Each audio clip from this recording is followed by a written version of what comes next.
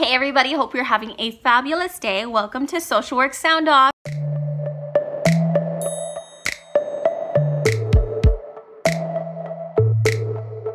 I connected with Chase over Instagram. He is a huge resource for any LGBTQ issues. Not only as an advocate, he is a shining role model for transgender community as a transgender man himself.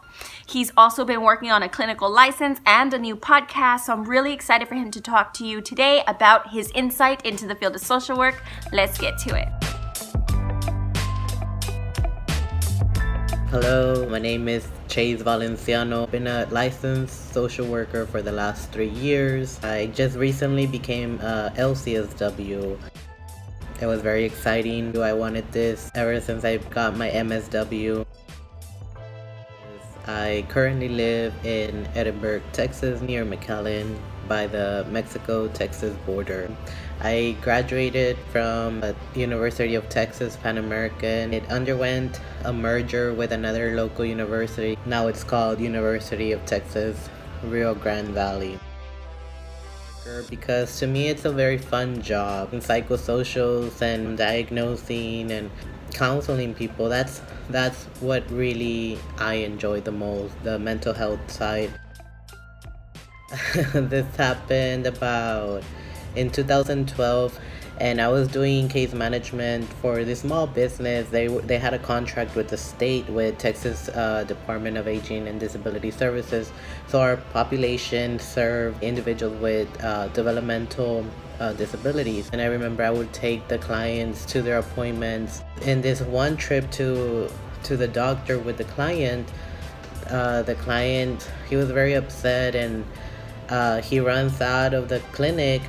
And it's like 2 or 3 in the afternoon. It's scorching, almost 110 degrees like it is today. Mind you, I am transgender, so back then I was female, right? I remember just taking the heels off, throwing them, and just running, chasing this client. It was crazy. There was an intersection. It was like a busy street, and I was just afraid that he was gonna cross that busy intersection.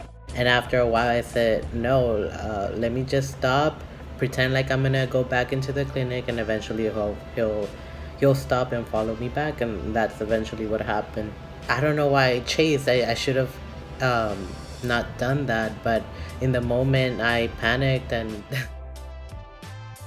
now I am doing a couple of jobs with adoption agencies, doing the psychosocial or the home study evaluation that foster care parents have to go through in order to become a foster care parent or an adoptive parent.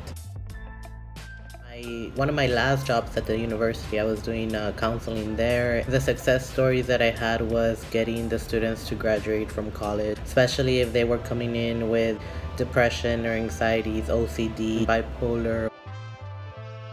And 3 things that I do: I like to lift weights, go to the gym, so eat clean too, because that helps with being able to stay fit. I also like to get weekly or bi-weekly haircuts. Let's see. Oh, that's the book that I'm reading right now. It's called One Simple Idea. It's like a business book, entrepreneurship. So basically it's a book that teaches you how to license your ideas of products or services so that you can get royalty checks. I'm trying to become rich. Just kidding.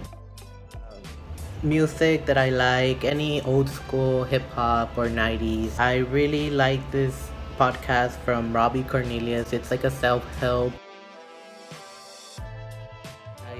It took me a couple of years to fall in love with social work. You know, it wasn't until the last 2 years that I really decided that this is a field for me. I just can't see myself working any other, as a teacher or doctor or anything else. I really enjoy helping with mental health issues, transgender issues, LGBT issues. I am working on a podcast, and it'll be called the Gender Therapist Podcast. Look out for it in the future in Apple Podcasts. Never get heels. Flip-flops, definitely. Workout, winter. Definitely. iPhone, the countryside. I hate going to the mall. Haven't gone in years. Amusement park, bakery. I like the concha, the marranitos, singing in the car, in the shower, or probably big house. I'm definitely a breakfast person. I can't go on without breakfast. Chase, thanks so much for agreeing to answer my questions. You are such a sense of strength and support. Chase actually encouraged me to build my community up by creating the Social Work Scrapbook community that you can find on Facebook. If you're not a part of it already, you really should be. We're like 70 plus strong within the first few weeks. I'm amazed, and it just allows me to connect to all of you a whole lot faster. I'm gonna link all of Chase's info down below in case you want to connect with him and utilize him as a resource. Till next time, I'm wishing you social work success. Thanks for watching.